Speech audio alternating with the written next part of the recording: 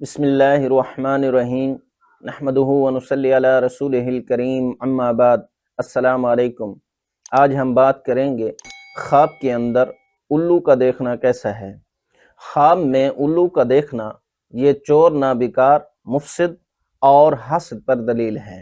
اگر خواب میں دیکھے کہ وہ الو سے لڑائی کرتا ہے تو یہ خواب صاحب خواب کے لیے دلیل ہے کہ اس کا جھگڑا اور خصومت کسی آدمی سے ہوگا، اور دوسرے سب حالات میں الو کا دیکھنا مفید ہے۔